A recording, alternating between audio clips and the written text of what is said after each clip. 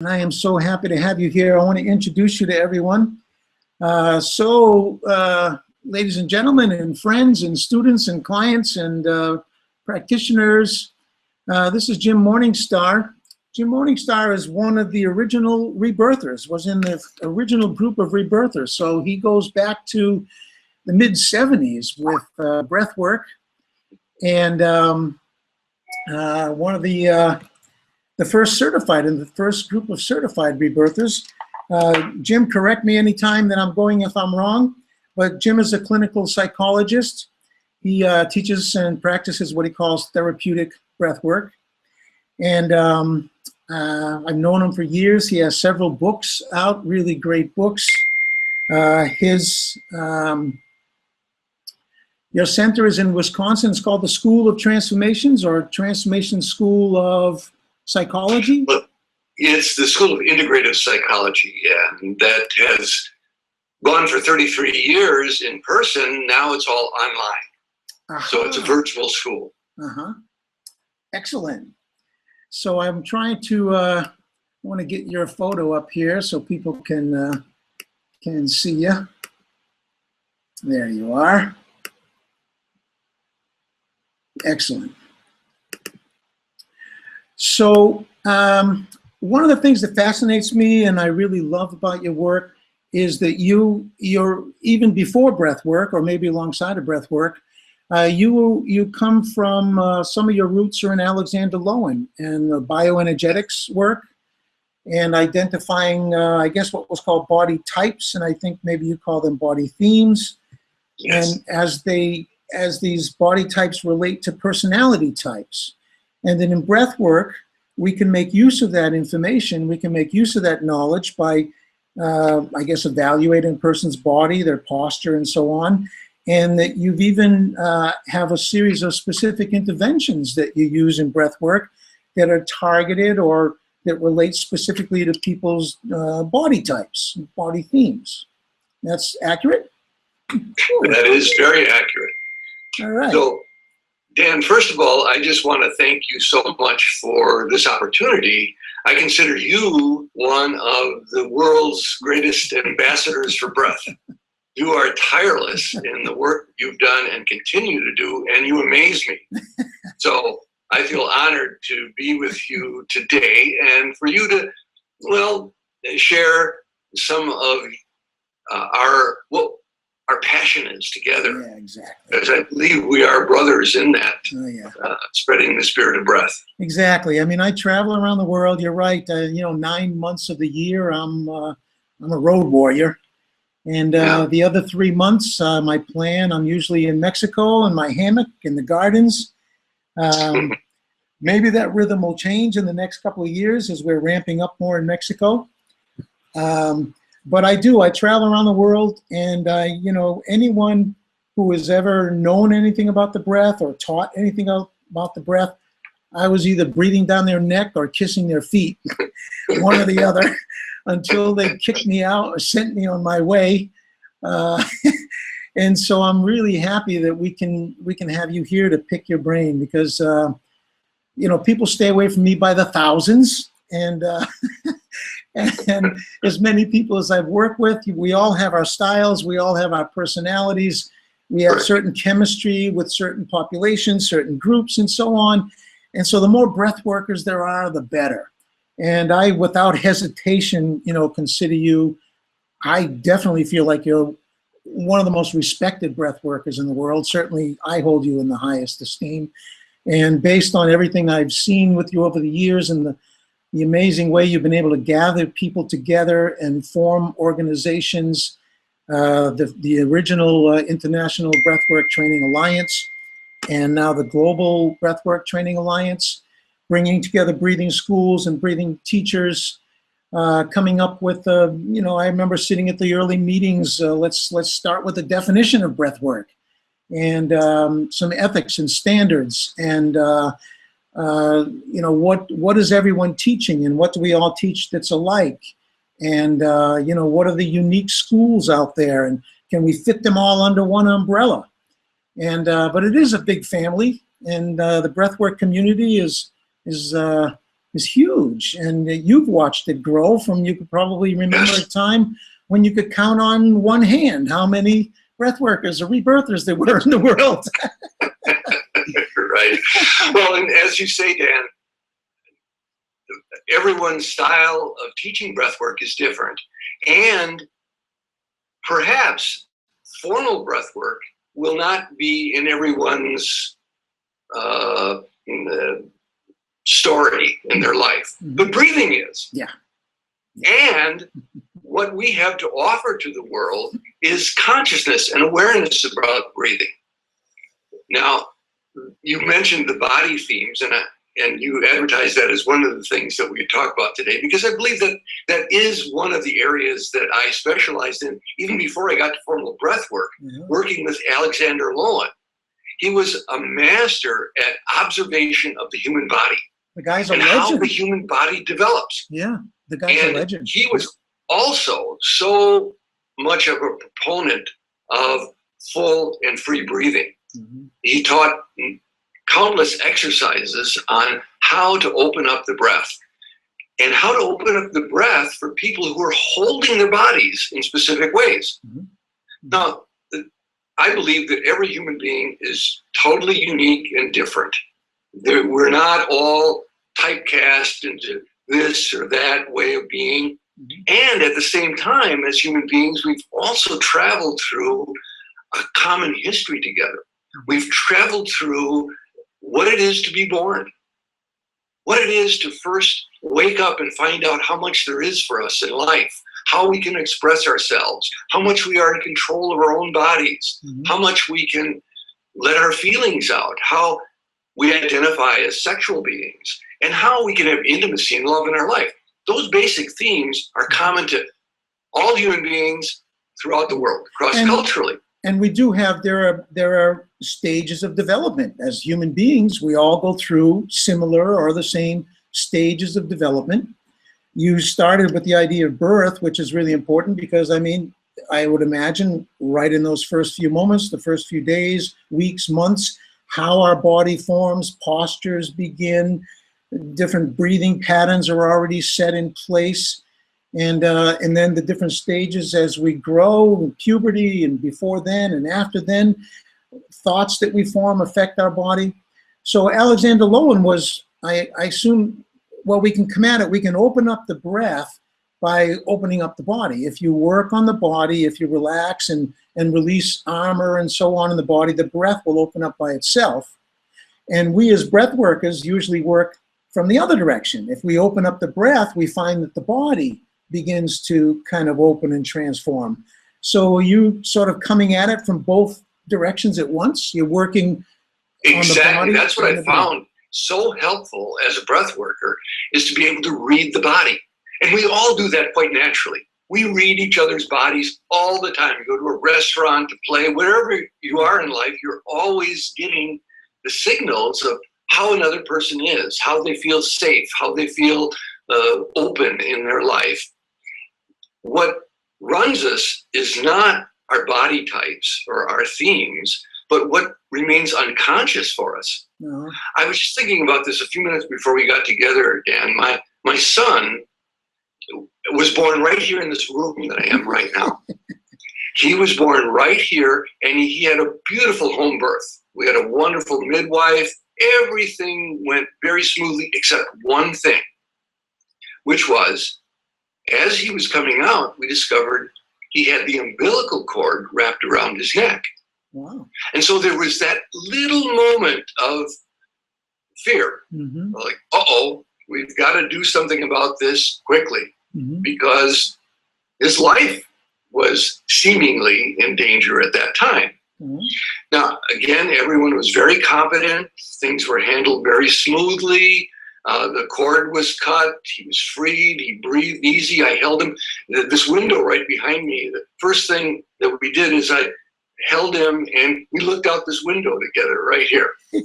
Now, interesting that later on, when he did some breathing sessions, well, even before that, one of the games that spontaneously came up between him and his older sister was she would wrap ropes and telephone cords around his neck.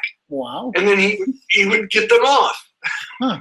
So, believe me, I did not teach this to them. Wow, yeah. It just seemed to be a theme in his life to free himself from what seemed to be choking off his life force. Later on, when he actually did some formal breath work training and some sessions, he would get to a point in a session in which he felt like he could not breathe.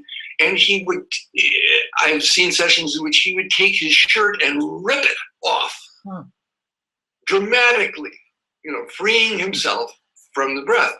Now, he made these things more and more conscious so that they did not control his life. Mm-hmm. But a theme of feeling like my expression is choked off. He got into theater, into singing, into musical performance.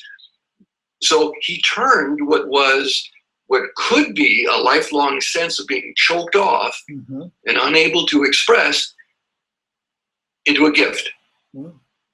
So it's like the body has the memory, or yes. So we know that my thoughts are going to affect my posture.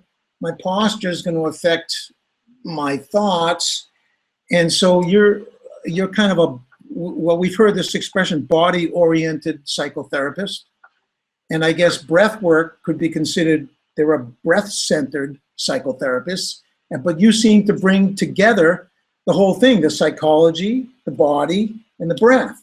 And that, I guess, the patterns, you can identify them on all of those levels, or they must express or manifest in the way the person's attitudes, the thoughts, their beliefs, the posture, the way they hold their body, and in their breathing pattern. So it seems like, wow, man, you got all three bases covered, as far as therapeutic work goes. Well, that's what's been so fascinating, what I love to share. And I try to see how to make this simple, because it can seem undaunting. Oh my goodness, I've got to know all these body themes, and I've got to know. First of all, there's only 6 body themes, but the truth is, we all intuitively operate from this. What I like to share with people is ways to make it more conscious, mm-hmm. so that because these body themes become our default. We're not walking around continually expressing what just happened at birth consciously, mm-hmm. but it tends to, under stress, be where we revert to. Mm-hmm. And if you're willing, I'll walk you through very simply what these 6 stages are, and I'm sure everyone can identify with them, because we all go through all 6 of them. But we tend to specialize in 1 or maybe 2 of these body themes, and they recur to us, especially when we're in times of transition or in times of stress. So you mean people you say specialize, you mean people get sort of stuck in one, or one is more dominant, or it becomes their kind of normal way of being, or their default? Yes. Uh-huh. In fact, that so-called wounding becomes their special gift. Yeah. Here's what I mean. In the pre-birth, birth, and immediately after stage of life, we all go through discovering how safe am I in the world. Mm-hmm. If mother was very stressed and in utero, I was feeling through her hormones, her sense of relaxation or mm-hmm. safety in the world. Mm-hmm. I take a posture, not consciously thinking, oh, gee, it looks like mom is having an argument with dad, or maybe she's considering having an abortion. Oh my goodness. No, I'm not thinking that necessarily consciously, mm-hmm. but I'm feeling, and my body is adapting to this sense of ease and flow or constriction. Mm-hmm. And this tends to be a theme in my life. How safe am I in my world? My body takes that on. For example, I will tend to have an underlying state of awareness and concern about my safety, more so than perhaps the next person. Uh-huh, uh-huh. Now, that is a challenge in my life. And the challenge is met by being highly sensitive. In fact, I am aware of things that most people aren't, because there could be a threat out there. Mm-hmm. The soldiers in Vietnam who were sent out as point men into the jungle, who had this theme of psychic sensitivity, which is the first theme, were the ones that survived. Because they trusted instinctively, no, I'm not going to be a sniper to the left. You know, they would instinctively feel their way along, and those skills that were developed from an original sense of fear have now been turned into a skill. Some of our highly acclaimed artists in the world have this psychic sensitive theme. They can tune into it. They're like the antenna of our society. Van Gogh, for example, painting the Starry Night, saw energy forms that most people aren't aware of. And he conveyed them to the rest of us. But he also was always in a struggle with his own body. Is there a certain posture or body theme that you can almost recognize in a psychic sensitive? Well, the tendency is to have an inner sense of tension such that when I'm in the fear end of this. And what I love about these body themes is that they're not like good or bad. We all have all of them and specialize, as they say, in one or another. But if we stay stuck in the fear end of that theme, then it looks like Lurch, you know, like a robot, kind of like I'm afraid of making contact. So when I'm looking at you, it looks like I'm looking right through you. You know, in the vernacular, say the person looks spaced out or not there. I'm very not interested in the physical or in making contact. In the extreme, Lowen called it a schizoid type. I prefer to label these themes on the positive end of the pole, which is when I face those fears, when I get through them, now I have both the sensitivity and the safety. And so now I have artistic abilities that are uncommon and extraordinary. I can even tune into other dimensions and other realms. I have psychic abilities are potentially developed.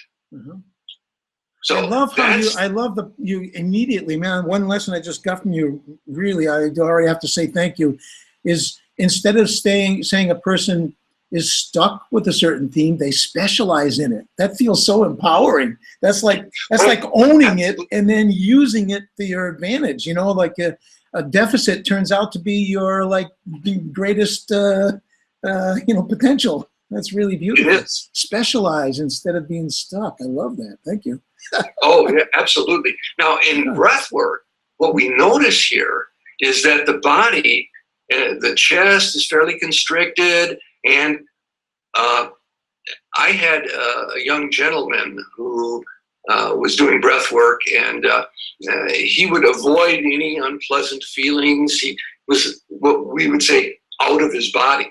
But when we did breath work, he started to experience some of the fear and the pain, and he would actually go into it. And I would try to help him out of that. And he loved the pain. He's actually feeling in his body.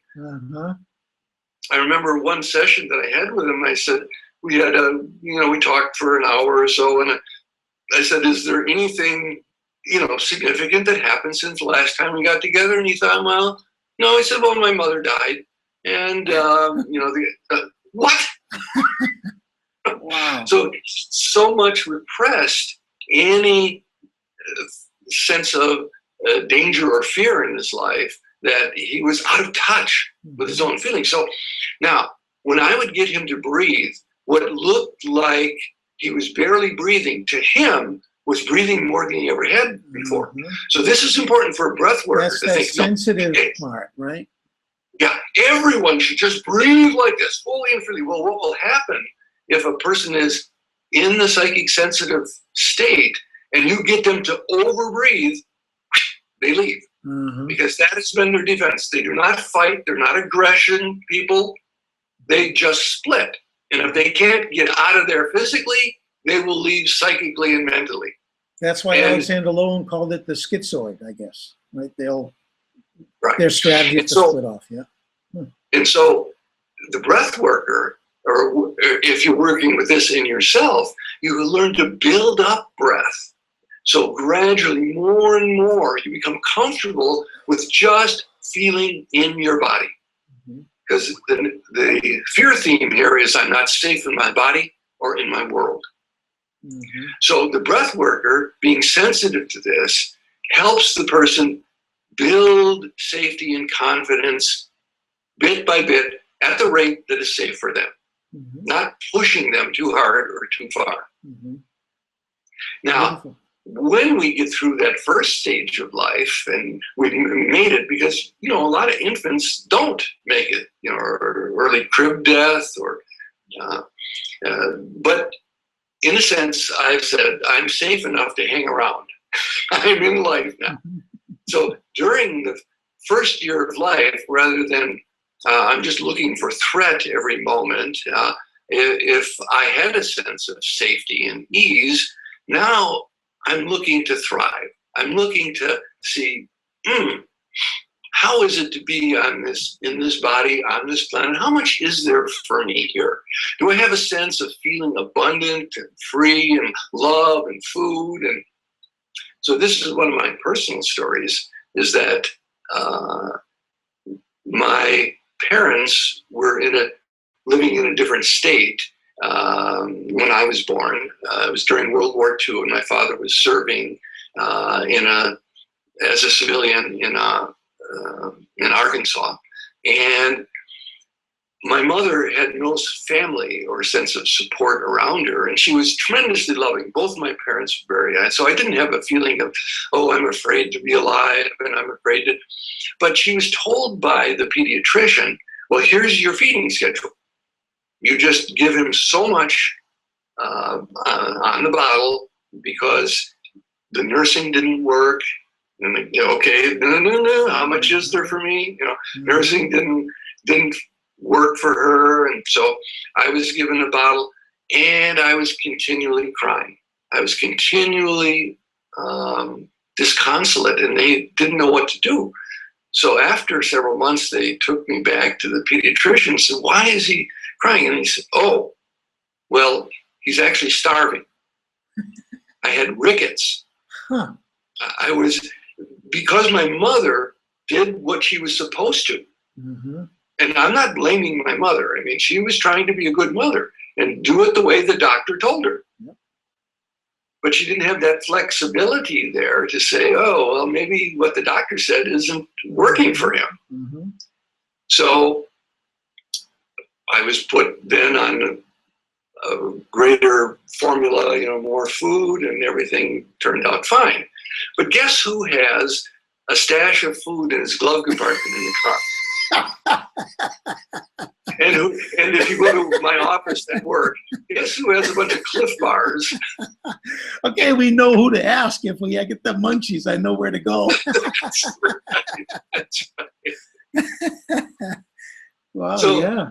I've learned to live with it, and I feel abundant, and I've done fasts and diets and vision quests, and learned that the source is not just in the food, and yes, that's fine. But these themes will, as I said, it's not just food, Dan. It's how much love is there for me in the world, so how much attention, how much notoriety, how much, and there can never be enough of what you already have. You know, you continually, if you stay with that theme. Now, in the breathwork session, again, these first two body themes. What's the second one called? What's the second theme called? The second is called empathetic nurturing. Because here's what you learn very early. I learned to see what it was that my mother, my father needed and wanted.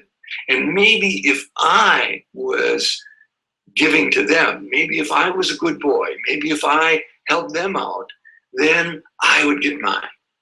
Then I would be nurtured. And so empathetic nurturers are great for helper types like me. Like a psychologist. Right. Because it's that oral stage. It's like we're great verbally. We want to give because we want to take in. But if we're on the fear side of that, of believing that there's never enough for me, oh, I'm always disappointed. Look at, I did so, and I gave, but I'm depleted and I collapse. And so my chest shows that it would originally, before breath work, say, it would be caved in. There'd be a sense of not enough. And you know what happens breathing wise? I literally am not taking in a full complement of breath. So that's not just a psychological theme. There's not enough for me. I'm experiencing not enough every breath I take. Mm-hmm. So in the breathwork session, I am coached how to easily and fully expand my capacity. And here's the operative thing here: learn that I am my own source. It's not the doctor. It's not the mother. It's not the customer. I have to come back to not abandon myself, because that was a feeling originally when I didn't get enough. I've been abandoned. And that theme will recur in my life. Oh, I got in this relationship and things were going so well. I just talked their ear off all the time. And I wanted everything they had to offer and more. And somehow they left me. I don't get it. Why am I continually? Well, if I abandon myself, then I will see the sources out there and I will come off as needy, as clinging, as dependent. Even if I mask it very well, because I learned to be highly verbal. I learned to spout off great truths. I learned to, but in my core here, I'm still sensing that depletion. Breathwork is a wonderful tool for having me experience organically that, I am the source and I am full. And even if I call up you, Dan, and you're not available, I'm not crestfallen. Oh, Dan isn't there for me today. Oh, I have down to the core of my being, I know that I am always one with source. So the breath work gives you that power to really feel that I am enough. I can nurture myself. That's beautiful. Right. And when I'm integrated, then that empathy and that nurturing for other people, because I see other people who are in need, and I'm continually trying to help them. However, I can have that empathy, I can have that nurturing quality, but I don't overdo it. I am also taking care of myself at the same time. So I can have clients, I can be a breath worker and serve others, but I also have boundaries. I also have limits. And I know that I am not your source. I know that my job is to help you connect with the source within you. So I don't make people dependent on me so that I feel like I always got the bases covered. Well, isn't that probably the best thing about breath work, is that nobody can do it for you. And so if you breathe and something wonderful happens, you have no one to blame but yourself. That's right. Now, as a breath worker, if I know that and I experience that, then I am not subconsciously taking the credit.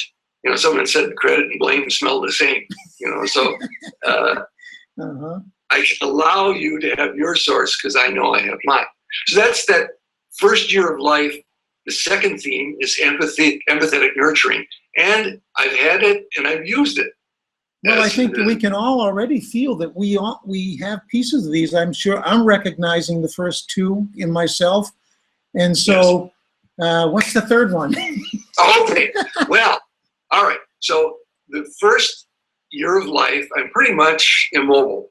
I'm there and I'm just expressing and I contact the world through my mouth. It's a very oral stage, and I'm cooing and well, now all of a sudden I start to get mobile. I start to crawl around and I'm exploring.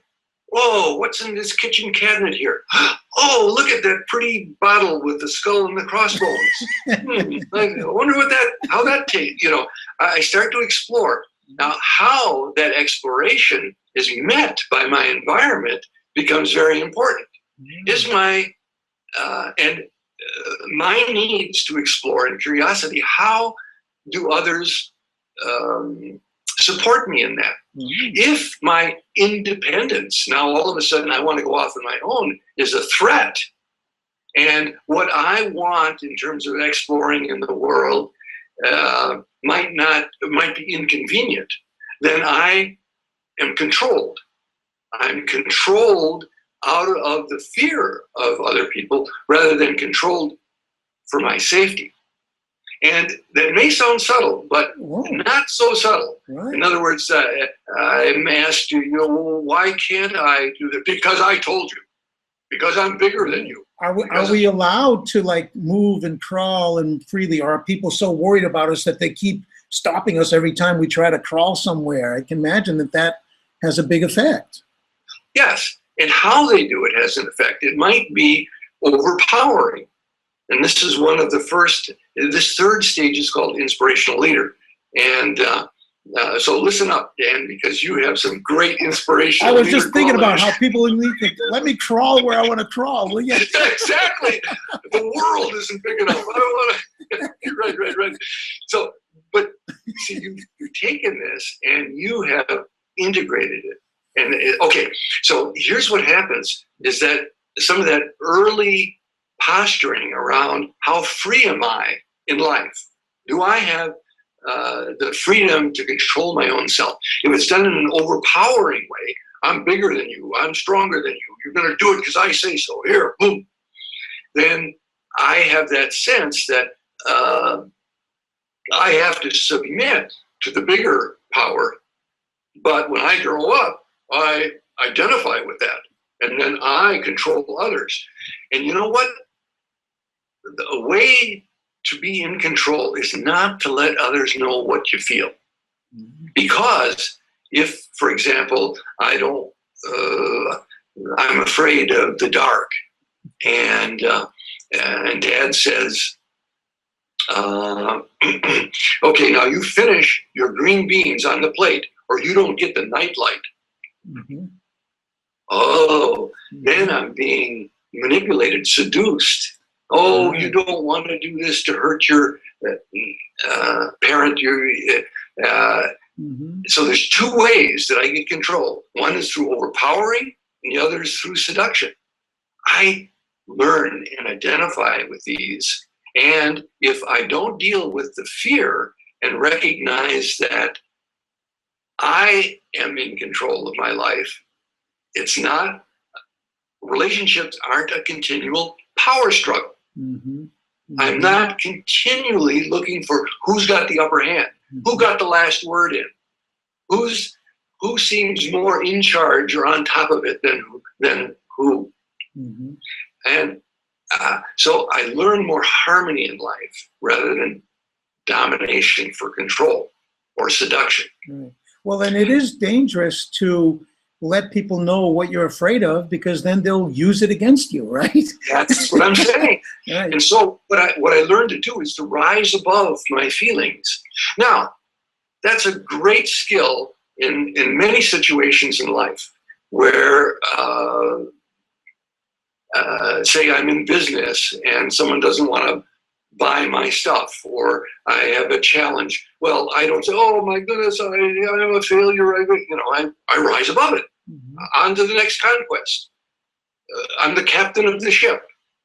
It starts to sink. Women and children in the lifeboat. It's not like, oh, my ship is sinking. Oh my, So I learned to rise above my feelings and be in charge of them. And therefore, I can be in charge of others. I can control others. Now, if I stay in the fear mode of that, I may be a great politician, a business person, a community leader, but it's always done out of fear that someone is going to pull the rug out from under me. And my body actually shows that. I become like the Army drill sergeant. I'm all up in my head and my upper body in control. My lower body is kind of more weak and spindly. That's when I'm in the overpowering type. When I'm the seductive type, I'm more even proportioned, and I look soft on the outside. Everyone is my best friend. Hey, Dan, how are you doing? Let's do lunch, and I'm very smooth, but inside, I'm always looking for the advantage. I'm always looking for how to stay one step ahead. Mm-hmm. Now, if I'm able to face those fears, if I'm able to see, I am the source of power, not manipulating others or overpowering others. The source is my heart. Then I release the fear and I become a leader from the heart. Then I still have the ability to not be frazzled, perhaps, under undue circumstances. I can be a great breath worker because I can see people going through their trauma, going through their fears, and I can stay centered and help them work through it and do it from my love, because safety in my power is inside of me. It's not from using external control. Mm-hmm. I command my resources rather than I control them. And so now the world is my oyster, mm-hmm. so to speak. But I'm sensitive.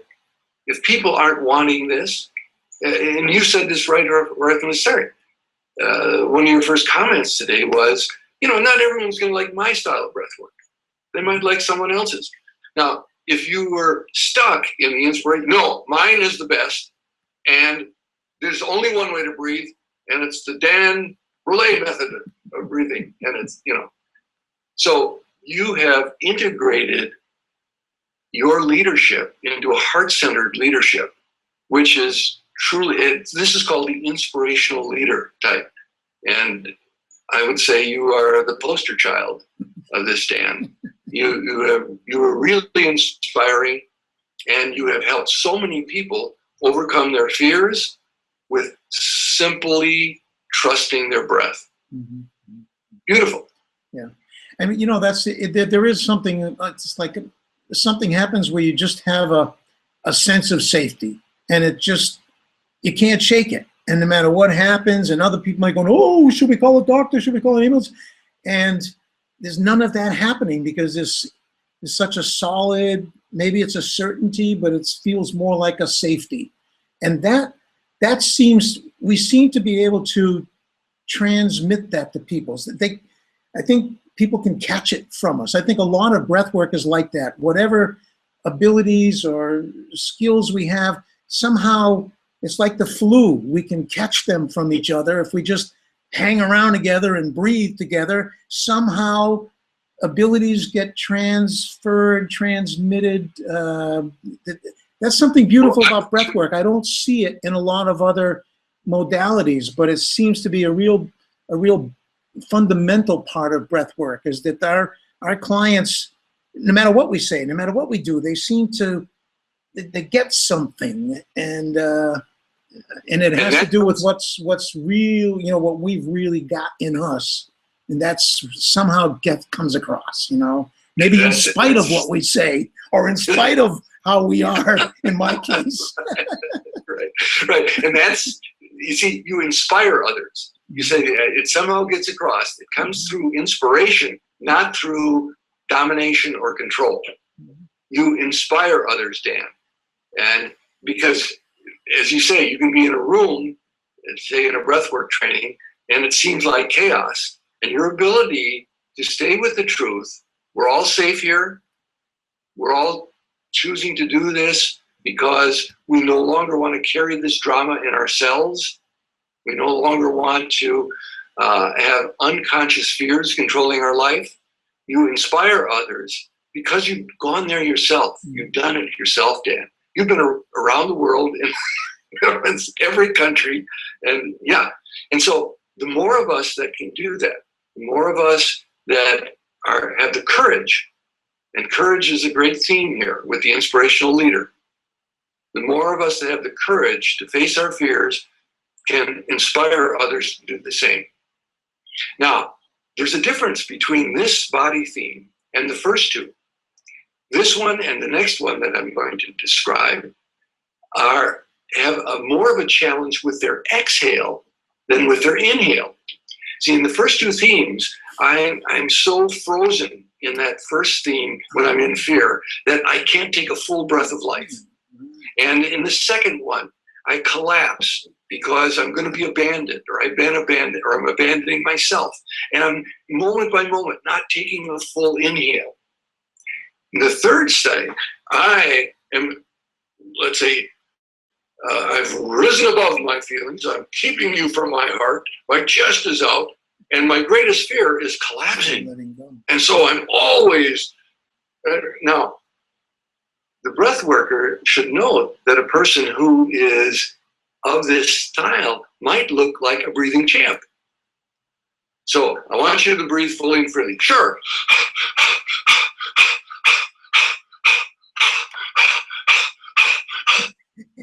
It's like there's a lot of breath, but there's not much surrender. Not much letting go. Yeah.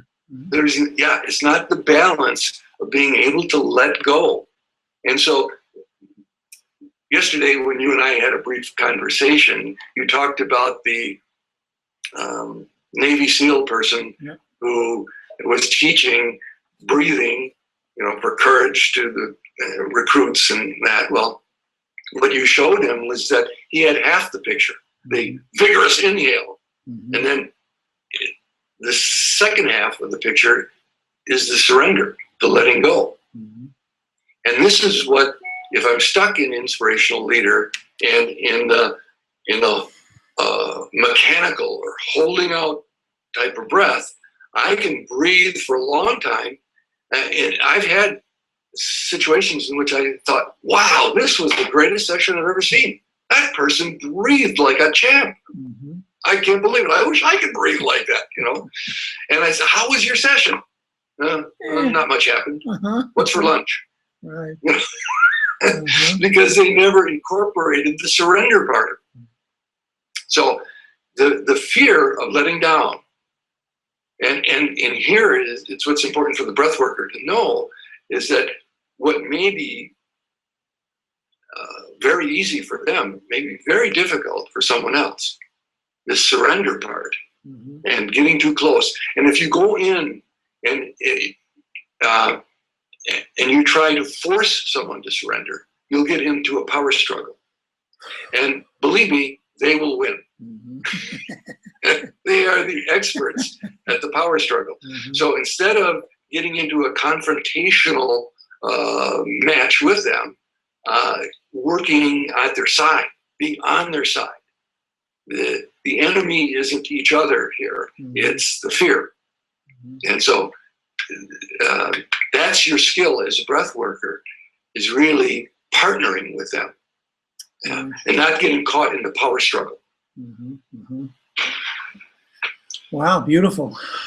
Right.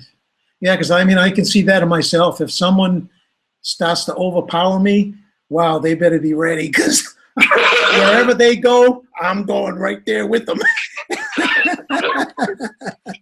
Right. Yeah. See, yeah.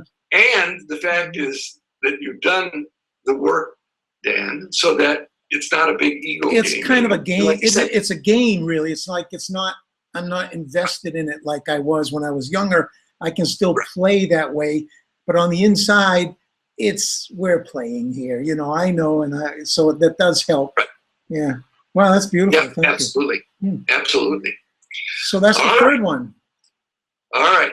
So the third one is the inspirational leader. Now, okay, so I made it through this stage. And now note, we're finding out more and more the neurological changes that are happening with each of these stages. These aren't just psychological stages that we go through. These are actual neurological developments of complexity. And also attached to how the age, 2 to 3 years old, 1 to 4, that kind of stuff. It's connected there too, right? Yeah. That's exactly right. That's exactly right. And so to try to get a child to do something before they're neurologically ready, doesn't work. Just causes frustration. Yeah. And then, okay. So what happens neurologically and developmentally around the fourth year of life, third and the fourth year of life, is I start to become more differentiated in my feeling self. And I start to not just express sadness or anger or frustration, but the nuances of feeling become much more apparent to me. And every household has their own rules about what feelings are acceptable and what are not. In my household, anger was not acceptable, so no one was angry. We might get depressed. We might be sarcastic, but we're not angry. In some households, fear is not okay. Oh, what are you sniveling for? I'll give you something to be afraid of. Here, take the, So now these are very gross examples, but in some households, sadness is not okay. What's to be sad about? Look it, you've got food on the table. You've got to stop that sadness. Get happy. Let's look at the bright side of everything. Again, I'm giving kind of cardboard cartoon examples, but a lot of them are more subtle. They're not talked to that way, but you pick up from how the parents are, and at this stage, we start to develop a good me, which is the one that's rewarded by feeling the way I should, and the bad me, which is the one that is not okay and which has to be hidden.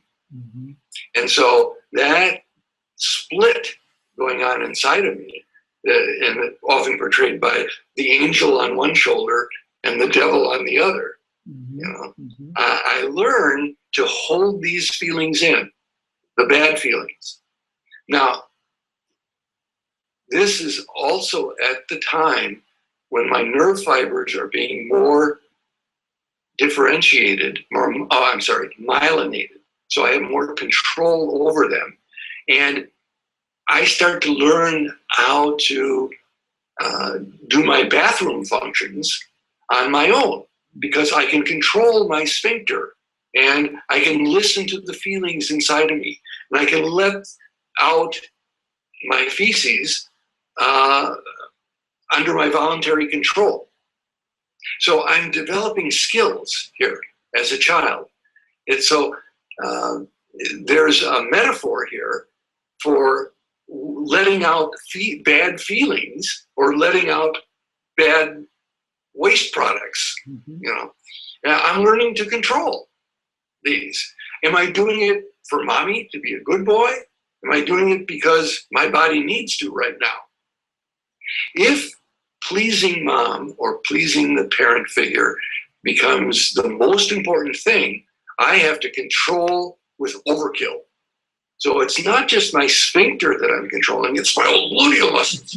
I tighten up, and I learn to be that good boy and to have the third helping of goulash, And so I'm taking in, and not letting out, not expressing freely, because to express anger would be to hurt them, or sadness would be to threaten them, or fear would be, And so I become a pressure cooker of feelings. I literally am bursting at the seams almost, and having to hold in and be good. Now, what happens is then I leak out these feelings indirectly. As I said, my family came out in sarcastic humor, belittling, which is really devastating. I can't be direct with my anger. I remember working with, and there's a picture of this in the book, Spiritual Psychology, a man who came in, and we were working with this theme of him getting more direct in expressing his anger, using breath work and other tools, bioenergetics. And I said, well, we'll get your body into the act here. We'll get you to express, and to feel safe in that expression. And here's an exercise we can do. And I said, well, I'll have you, hit a pillow, just to get the body and breath moving. And a broad smile came across his face. And he said, oh, I've done this exercise before. He said, the last therapist that I did this with, I put a hole in his wall. Okay. Uh-huh. Right. So, all right. I get the picture here. Let's have some limits here. Let's make sure that we're all safe. So the learning to express the feelings and have feelings be a source of nurturance rather than a source of fear, a source of having to always hold in, being more direct with my anger, being more assertive and not hostile or passive aggressive or indirect is the key here. The breathing, as I said, with the style before is similar in that I have held in and held in and held in, and I feel like a pressure group. In fact, my body tends to be large. I've held in so much. My muscles are overdeveloped because I'm doing continual isometric exercises all the time. Like, go ahead, hold back. Go ahead, hold back. So holding in is my life theme. And my fear is if I ever let go, well, it'll hit the fan. Mm-hmm. Literally. Mm-hmm. The mm-hmm. uncomfortable material will come out, and I will devastate everyone. So in breath work, that's another, we're looking at the exhale again. We can tell yes. by their ability to let the exhale go, if they're holding it or controlling it. Yes, and so it's being able to let go safely and pleasurably mm-hmm. rather than let go and have someone's going to get hurt. Because at this stage, the stage before, the third stage, it was overpowering or seduction. Control of the child at this stage is through feelings. Oh no, you didn't clean your room. Oh, I'm so sorry. Mm-hmm. You're not going to get dinner tonight. It hurts me so much when you don't get your homework done. And so a sense of guilt becomes a major motivation in my life. And I tend to do that myself. Mm-hmm. I'm continually criticizing myself. I'm continually feeling guilty about this, that, or the other thing. Oh, I'm sorry for breathing, Dan. Now, for the breath worker, in the beginning, it may look like you have found the model client, because this person will do anything you ask. Mm-hmm. This person will be the good client, and they'll do it to please you. Mm-hmm. What is this fourth type called again? The fourth type is called steadfast supportive, mm-hmm. because they stick with things, they hold on and stick with things long after other people would give up and quit. They're very loyal. And they're great also at helping others. But they can become martyrs. Mm-hmm. They can overdo. They can hang on and be loyal to their detriment mm-hmm. and everyone else's. And so coming back to knowing when to surrender and when to let go and when to let the feelings out and be safe with that, all of a sudden that spirit, which has been held in with guilt and shame, mm-hmm. is now free. Right. And they have the best of both worlds. They are able to help, to be support others, but not in a martyring way. Mm-hmm. Mm-hmm. They are great team members. Mm-hmm. They're great team players. I can see also why we say I've seen people breathe out more in an hour than they could talk out or shout out or beat into a pillow in a week. And so for someone who has this kind of, either punch a wall or you learn how to release that energy some other way, And breathing offers that other way, a safer, more efficient way. And it's actually even, I believe, a more powerful way. You can breathe out much more than you can punch out. You can put more of yourself into the breathing than you can into swinging or kicking. So it's actually, yes. Breathing allows a real full release of stuff like that, rather than pieces of it now and another piece next week and another piece next week. There's a real potential for a huge permanent release.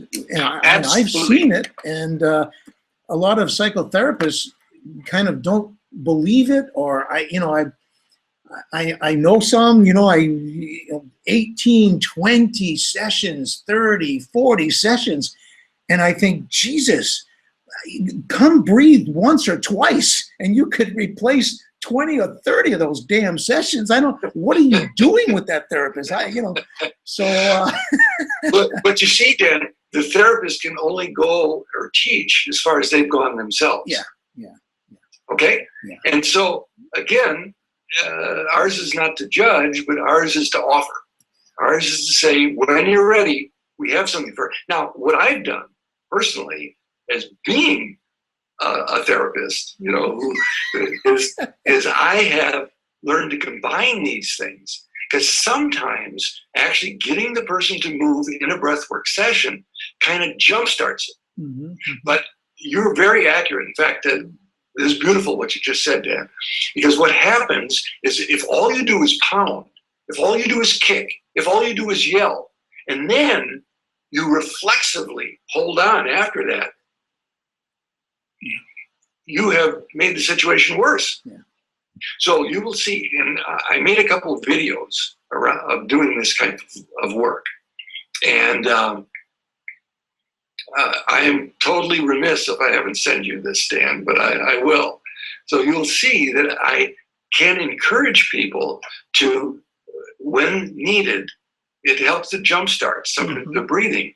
But what they will do after, for example, they've kicked or they pounded, I will say, now, breathe fully. Now, feel the power inside of you. Now, keep the breath going. And then we'll move into what we do as breath workers. Right. So it's not over when you stop kicking and screaming. Actually, that's when things really start. That's when we breathe. Right. Beautiful. Yeah. That's right. Right. So now, the next stage along the way is, as I'm growing, around 5 years of age, I'm starting to also get more differentiated in my sexuality. So greater nerve myelation. See, as an infant, I can feel sexually attracted to anyone and everyone or anything. It's just, it's happening seemingly out of my control. When I get to this stage, I start to fix more on certain objects, male, female. I start to get attracted to and able to focus more on the object of my sexual attraction. And I begin to identify and get identified in the culture more as male or female, red or blue or pink, and so is my way of being a sexual being acceptable? As we're discovering now, there are many different ways that sexuality is embodied and expressed. This whole narrow male-female model is not only outmoded, it has caused so much suffering for so many people in the world that don't fit into a stereotype. Yeah. So what happens, for example, if a female wants to, if their femininity becomes a threat to father, for example, and he just wants a girl that can hunt bear with him and can be aggressive, and and then reinforces that aggressiveness. Or if the aggressiveness in a male is a threat, again, to father or mother, and he's suppressed, he learns to be more passive, and that's safe. So safe expression for the female is not to express too much femininity. For the male is not to express too much masculinity. And where do they fit in? How do they? So here in breath work, we're looking to acknowledge, yes, you can be strong and aggressive as a female, and you can also have the surrender and the feminine aspect of it. You can have balance with it. And here's your balance of the inhale and the exhale. Same with the male. Because the male here has fear of the dominant male authority and is very smart, very cunning, very aware, but has to use surreptitious, passive-aggressive type of exerting of their power. So this breath work, this now getting into this fifth stage is starting, we've shifted, we've gone, the first two stages, we're kind of focusing on the inhale. We can see deficits and so on the inhale. The second two, we can see that there's work to be done with the exhale. Now it seems like we're into a realm where we're talking about balancing inhale and exhale, right? And coaching in that direction, looking for imbalances and coaching so that you start to express a balance through the breathing, and that starts to create balance on other levels, I would guess. You got it, Dan. Right on. The last two are about the balance in the inhale and the exhale. And again, these are broad generalizations. But they're good things to notice because I've done, as you have, many, many individual breathwork sessions, and you'll get to a point where all of a sudden there's a stopping. It feels like they've reached a wall. And we can say, just keep breathing, keep breathing, keep breathing. And okay, that may or may not work. That's where breath workers can get into 20, 30 sessions. So having an awareness, what's their body telling me here? What's the body saying here? It's a fear of surrender. All right, now how can I help them consciously surrender and have it be safe? And just telling them to, come on, breathe. Our session's almost up. Come on, we gotta get, it's not helping them feel safe. So each of these adds when I'm aware of what's happening, I can be better partnering. So the fifth stage or the fifth theme is what? Gender balanced. Aha, wow, exactly, okay. Right. Wow, that seems, as a culture, as a society, that seems to be the dominant pattern in our, we just, what's happening in government, what's happening in politics and in the country, in the US right now, that seems to be, as a culture, we must be specializing in that theme right at the moment, aren't we? Yes, and the thing to be aware of here is this gender balance is not about sexual preference, okay? Because it's not about, males who are gender balanced are just homosexual, or females are just no. You can have gender preferences at any one, different gender preferences in any one of these levels, okay? However, sometimes the gender balanced male is assumed to be homosexual, or the gender balanced female is assumed to be lesbian. And that's a projection. That's not absolutely incorrect. Again, no stereotyping here. Listening and working with the breath will help. The gender balanced person, in a sense, has the best of both worlds. They don't have to be constricted by the stereotypes of male and female in our culture. Yeah, their comfort zone is bigger. They can be comfortable, tolerant. They can be flexible. They can understand people, even people of opposite from them. I can see how just it's not a sexual thing so much. I mean, it's a useful way to talk about it, but it's about that balance. It's really beautiful. Jeez. That's it. Oh. Okay. So the sixth one.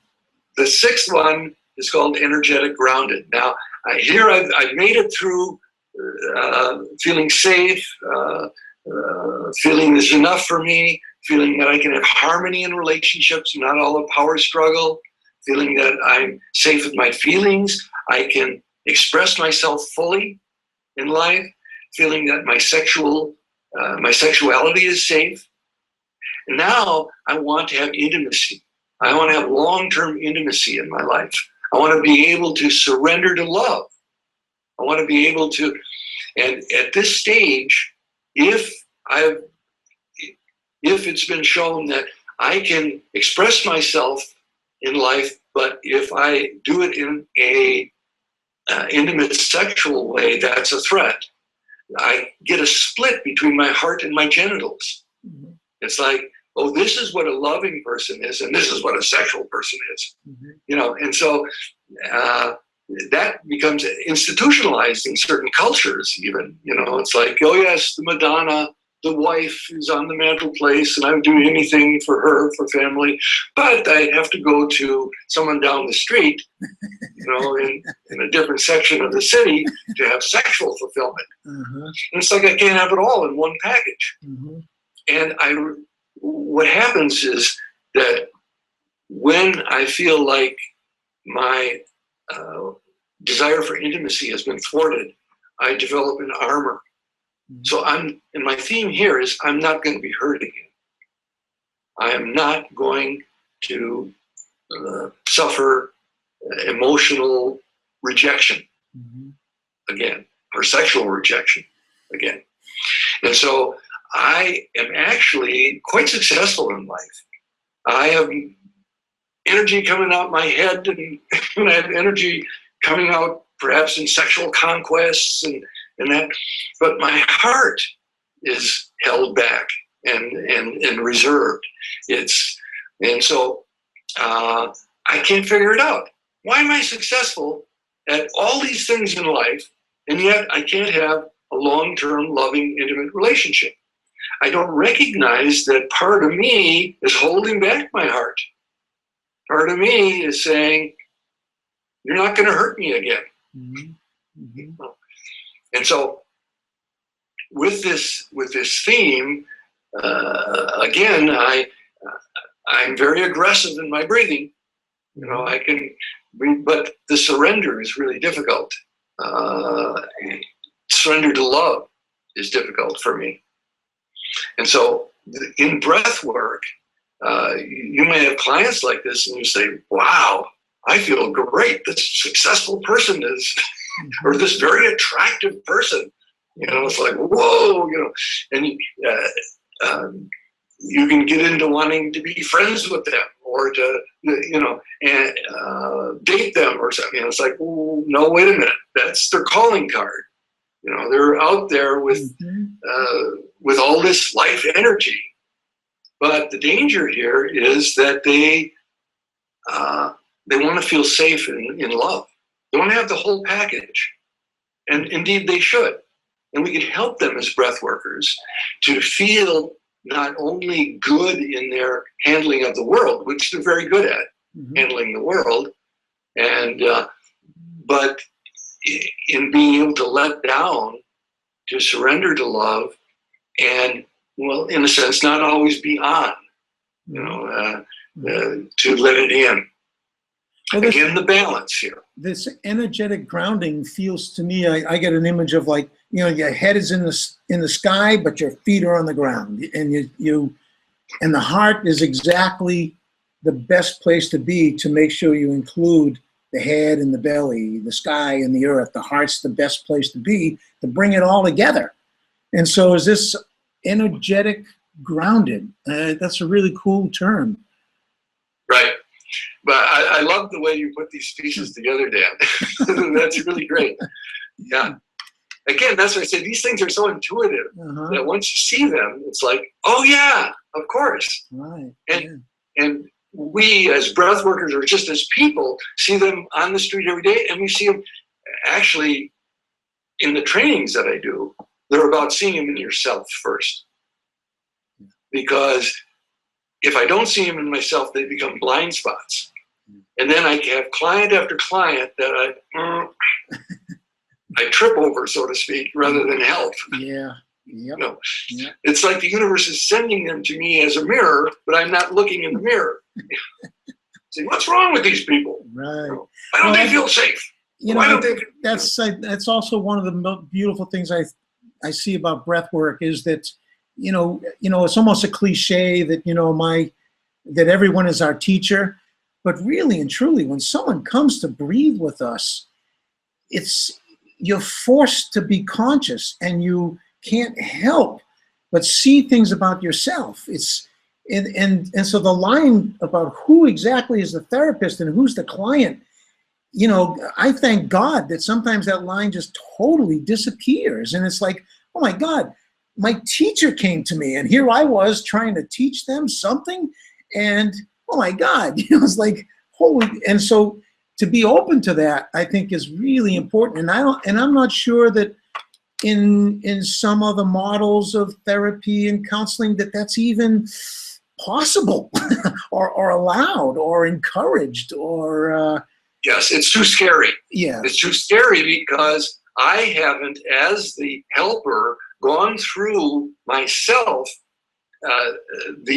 my own holding patterns to get to the place where I can surrender and be me with another person without one or the other of us crossing the line or being inappropriate or being, and so I have to stay behind my shield here. Now, it's true that even as a breath worker, and even knowing on the level that we're all one, and we're teachers, and we still have a contractual relationship that right now I am here to be your helper and to be that place of safety that you can rely on to give you feedback.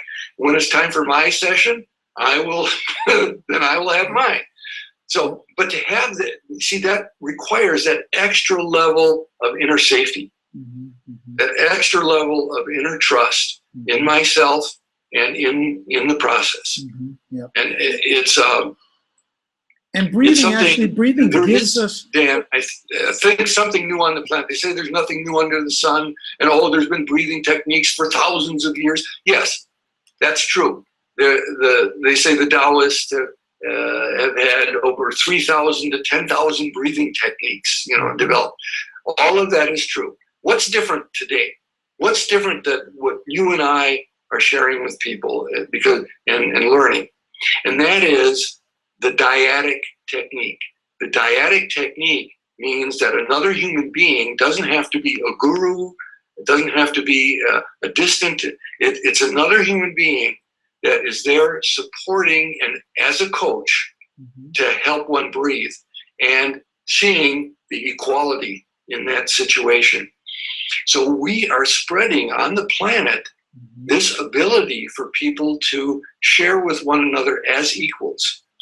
We're teaching something that people can do on their own and learn to do with others without having to necessarily be the most highly evolved creature or get academic degrees or do anything in that regard. Yep. There is something new under the planet, and that's a greater safety of who we are as teacher, student with one another. Yeah, beautiful, really beautiful. I mean, we breathe together, and miracles happen. That's why I'm in 10 countries every year for 9 months. I'm traveling because it just keeps happening, and it's so simple, and it's so basic, and it doesn't take long for people to kind of catch it and get it. And once you got it, you got it. That's it. You got it. And you can't lose it. And it's such. And I guess we're at the time, where breathing, this is the age. It's coming alive. It's in the mass consciousness. We're seeing breathing related to in advertising, commercials, and on the other end, I can't breathe, people with t-shirts. It's like it's entering the mass consciousness in a way it's never has. And we're really, it's the tool of our time, I think. And we don't have the luxury of 20 years of meditating in a cave and, 6 years of psychoanalysis. We don't have the luxury of that anymore. We need to wake up, and we need to wake up fast. And every time somebody wakes up, somebody else can wake up even faster. Yes. And so yes. It's like a fire. At some point, it just reaches a point where, everybody catches it. And I'm really psyched that you're out there, feeding the fire of love, man. I love it. Fanning the flames, yeah. Exactly. Well, like you said, Dan, once you've got it, you've got it. But it can be helpful also, especially in the beginning, to have a community, to have others who are learning and growing and sharing their insights with it. And that's what's beautiful about this one-year seminar that you're doing right here, is the more you can get other people to share the wealth, as I call it. Yeah. To share the wealth of their breath. Exactly. As soon as you think you know something, you suddenly have a deeper understanding of it. I've had that happen so often where I really got something, but then suddenly it's like I really get it. I thought I got it, but now I really got it. And I'm waiting for the next time when I really, really get it. So I really got a lot from you today, brother. I really thank you. And everyone else did. I don't know if everyone listening realizes this was free, You try to get in the room with Jim Morningstar, right? You guys, so you're in Wisconsin. People need to find you. I know you have a retreat or a week-long intensive coming in August, right? Is that? Yes. Once every other year, I do a week-long retreat, and it's very intense. It's 3 trainings going on at the same time. A basic training for people who haven't done or done very little of the work before. An advanced training, and there we do a lot of this body type work, body theme work, and then a trainer in training, where people who now are in a position to be able to train other breath workers. All 3 of those are going on from August 3rd to 7th. And it's every other year. It's every other year, so it's this coming August? Yep, it's this coming August. On alternate years, I do modules. I break it down into one-day sessions. This is a 1-week training. From August 3rd to the 7th. Right. And now, another thing that we have in our life right now that we didn't before, and Dan, you and I have been around long enough to see the rise of this, is what you're doing right now is the benefit of internet. And so I had a school of integrative psychology for 33 years, and now I have put it all online. And a large part of this training is also breathwork training. So people can take modules and courses and even get a certificate in breathwork studies, and then travel to a training that you're doing or a training that I'm doing, or our other friends, Jeremy or Leonard or Jessica, or they can go to these trainings and get the hands-on experience, but then continue to do the study individually on their own and with people in their community. So that's also available. There's videos training videos that I put out. All this is on our website. In fact, you can even get academic degrees for those people. Sometimes that tool is useful. Yep. An academic degree in integrative psychology with a specialization in breathwork. And what is the website? How do people find you and your programs? It's transformationsusa.com. Transformationsusa.com. Beautiful. Transformationsusa.com, or they can call me at 414-962-0213. 414 in the United States. 414-962 0213. 0213. Beautiful. Thank you. Well, I forget when I'm doing that first week of August, but if anybody signed up for my thing in 1st of August, I'll send you your money back and go see Jim, because That's what I would do if I wasn't already busy working. So I really thank you so much. Louise is on the other line. Let me just check and make sure that I see actually people have been trying to ask questions and I've totally ignored them. Let me, hold on a second. Let's see what we got here. And those folks, sorry we didn't get a chance to get to questions and so on. Send the email and I will pass them on. You can write. So if people want to email you, Jim, it's jim@transformationsusa.com. That's it. All right. So, okay. Well, hey, and this I has been... invite people to call, ask questions. I invite you to call. I love to talk about this. I love to share it just like you do. We're brothers in that, Dan. Really, I learned so much today. I think we all did. I really thank you. Thank you. And thanks for everybody. The recording will be posted shortly on the website, so you'll probably want to review it and take some notes. Jim gave out a lot of really beautiful information today. So thank you, Jim. Be well, everyone. And we're out of Blessings, here. well. Okay, ciao.